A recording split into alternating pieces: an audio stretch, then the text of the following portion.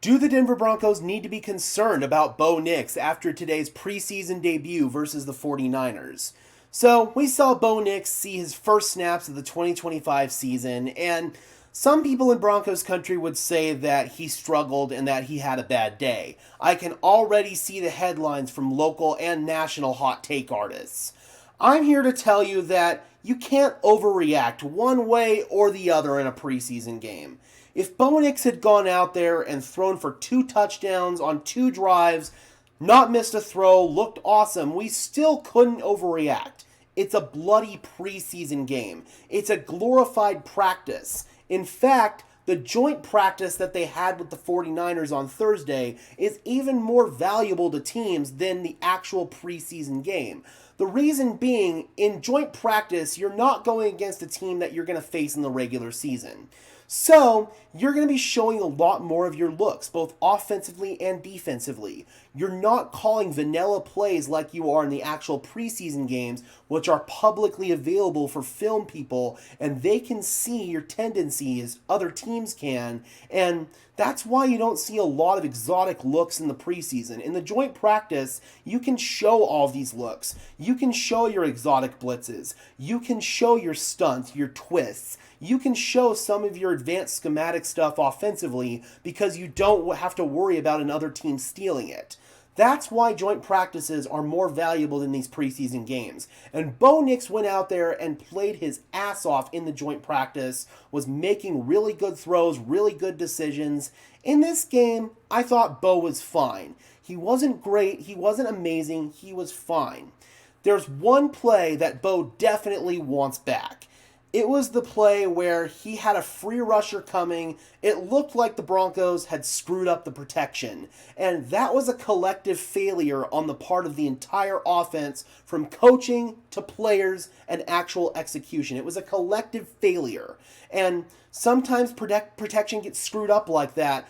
The way Bo handled it, though, was not the greatest in my opinion. He retreated back and he got himself all the way backed up to the end zone and he threw the ball away, which is what the team instructed him to do, but he didn't get the ball back to the line of scrimmage, and that's an intentional grounding penalty, and if you get an intentional grounding penalty in the end zone, that results in a safety. Unfortunately, that's what happened here. That's a learning moment for Bo Nix in that situation, but it's also something on film that needs to be corrected in terms of the protection, getting that right and making sure that all 11 guys on the field are on the same page.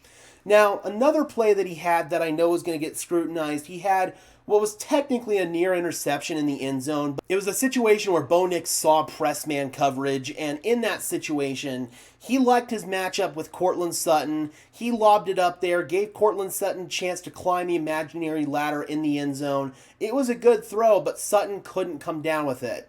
There was another good throw that Courtland Sutton dropped on the sideline. It was a well-placed ball by Bo Nix, but Sutton couldn't hold on. The best throw that I thought Bo made, though, was on 4th down. He stood there and he delivered a strike on a dig route to Troy Franklin, so I thought that was really positive.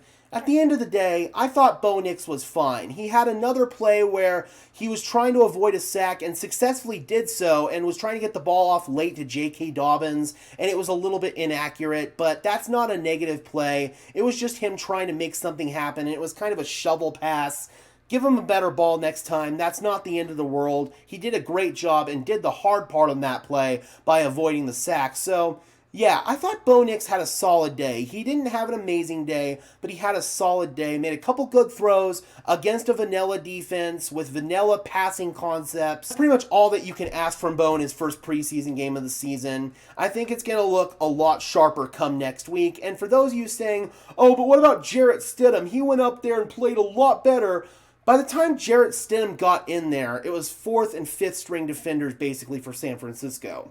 Additionally, a lot of Jarrett Stidham's throws were wide open guys. It wasn't like he was making elite level throws out there. He did have one, that deep ball to Trent Sherfield, but it wasn't like Stiddy was going out there and lighting the world on fire. He was doing the same thing Bo was, getting the ball where it needed to go, but he wasn't being let down by drops, and he overall did have a couple more positive plays than Bo did. Bo had a couple of plays, in particular that one blitz play that he wants back. Alright guys, so overall, what would you give for a grade for Bo Nix on the day? I would say probably a C. I thought he did okay. Nothing terrible, but nothing special either at the end of the day. Drop those comments down below, guys. I would love to hear your thoughts as always. Be sure to leave a like on this video as well. Subscribe and ring the bell so these videos appear in your notification feed. I would really appreciate it, guys. Those are both free and easy ways to show your support. Helps tell YouTube's algorithm to push us out, and it helps us get seen by more and more members of Broncos country just like you and me.